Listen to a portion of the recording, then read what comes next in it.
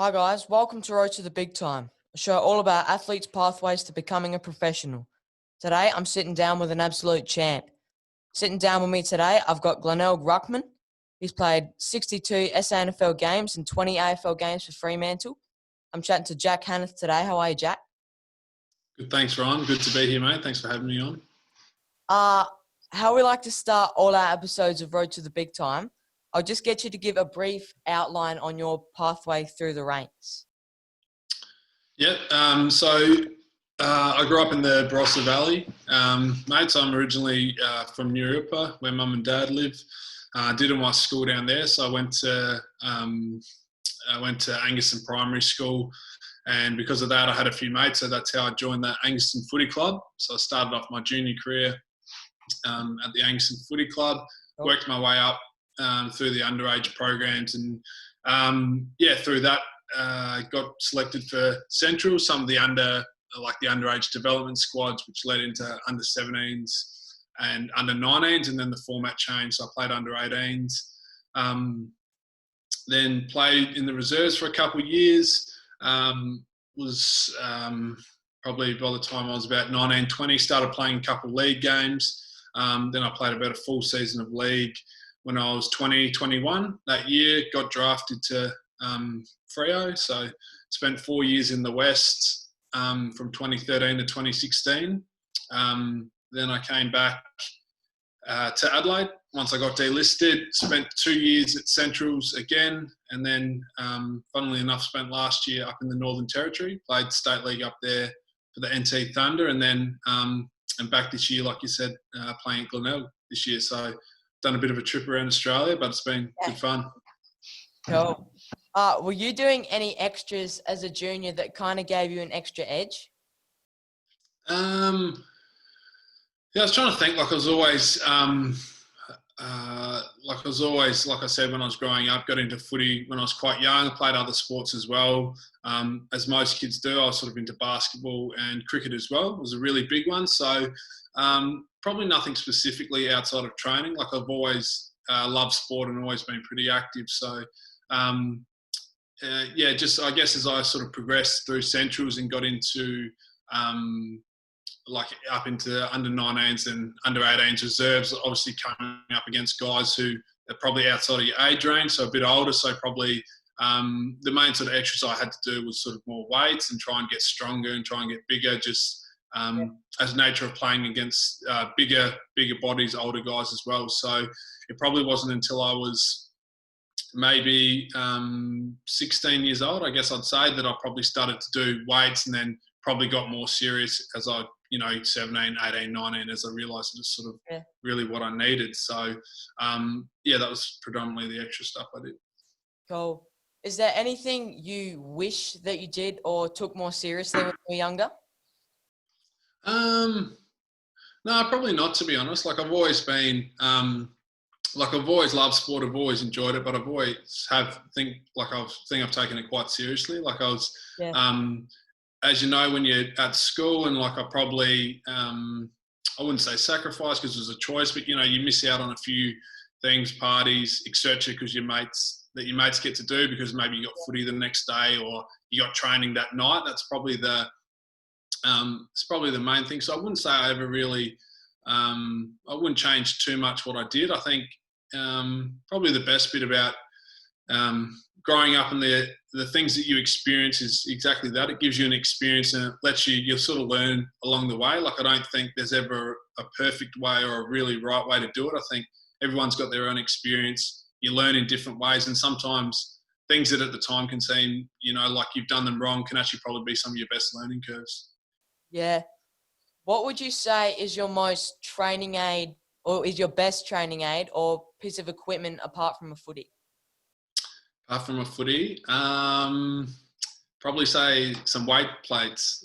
Probably for me, mate, when I was starting out, I was, I wasn't the scrawniest kid, but I was obviously wasn't that big. So I think, like I said to you, it was probably, around when I was 18, 19, I started probably taking weights quite seriously, and I was in a program at Centrals where I was doing it, I think 3 or 4 nights a week. So for me, and for my position, some guys, some guys are naturally bigger. Some guys are naturally skinnier. In some positions, it's probably getting harder, but at some positions you can afford to be a bit lighter. But predominantly because I was playing in the ruck and playing against guys that weigh over 100 kilos and are really strong. You can't be too thin or too skinny because you sort of get bullied around a bit. So not that it's a new piece of equipment, mate, but it's probably the one that I found the handiest for my development. As I was going along.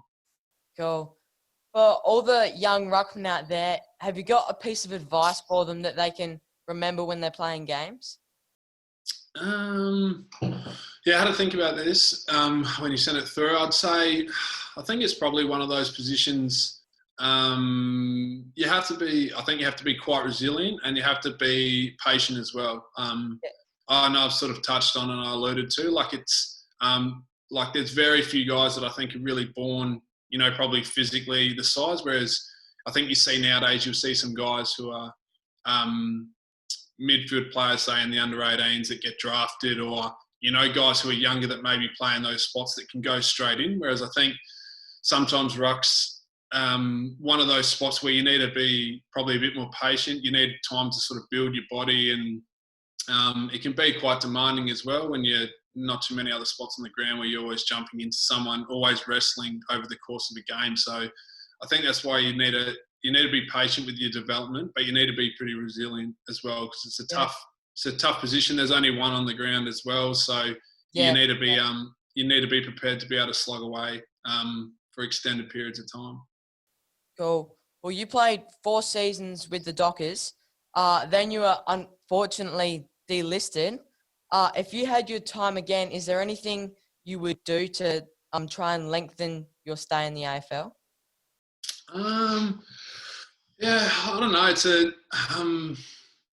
a tough one. When I got to Freo, Aaron Sandilands was there as well, and he's obviously, probably one of the premier, most notable rucks who's ever played. So I think there was some stiff competition when I was there. I think I was, to be quite frank, I think obviously Aaron is very unique, but, guys are just probably ahead of you a bit. I think I tried to do everything and put my best foot forward to play as many games as I can. I think at times I was sort of lucky due to circumstance. A couple, unfortunately for some guys, they got injured, and that sort of opened a door for me.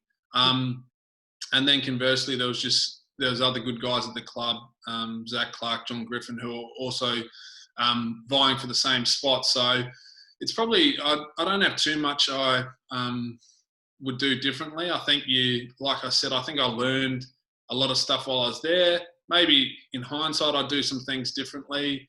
But it's always hard to put your finger, I think, on one or two things. I think I sort of did work hard, and it wasn't like I stuffed up or mucked around. I really tried to make the most of the time. So I think sometimes just circumstance that guys, unfortunately always going to have a 300-game career, which everyone sort of wants. So nature of the business. Yeah. Well, this last question is actually from a mate of mine. He's the ruckman on my footy team. He wants to know who the hardest ruckman you've ever faced is, and why do you think they were so challenging? Right. What's he like as a ruck, Ryan? Do you rate him? Is he not bad in the team? He's a pretty good ruckman, yeah. He's pretty good. Are you in the midfield? Yeah. Feeds me. And he feeds it down to you? Good. Yeah, exactly. Looking after you, I'm pleased to hear. For me, I reckon the hardest game, I played a game, I remember I played a game. We played at I can't remember if it was a draw or we just lost or something like that, but we played at the SCG against Sydney, and it was when they had Shane Mumford was playing for Sydney. This is Sydney Swans. Shane Mumford and Mike Pike, who played in the Sydney Premiership. I think it was those two guys rucking, and it was the hardest because it was the most physical, and they were the strongest guys I reckon I'd ever played against. They were, I think they're both probably closer to 110 kilos than 100. And it was just, I just remember it that it was distinctly when one went out, the other came in, and there was just no respite whatsoever. I've never I probably never played against guys as strong as what they were. So Yeah. I don't know how well I did that night, mate, but it was definitely it was definitely the biggest challenge I encountered when I was playing. So it's good. It's good to look back on it now. But yeah, they were two really good players, and Yeah. Mumford's still playing at the moment. So yeah. Yeah. Yeah. Well, all right, mate. It's been awesome chatting with you today, but that's all the questions I've got. You've answered these questions beautifully, and hope you have a great few seasons of football ahead of you. Thanks a lot for that, mate. No, happy to help you out, and I'll be sure to tune into the podcast for some future episodes. I'm sure I'll hear some good stuff. Yeah. Well, I've got plenty more questions to ask, so stay tuned for our next guest. If you're a young footballer and you've got a question for an NFL player, make sure you send it in to Road to the Big Time Instagram. This has been Road to the Big Time.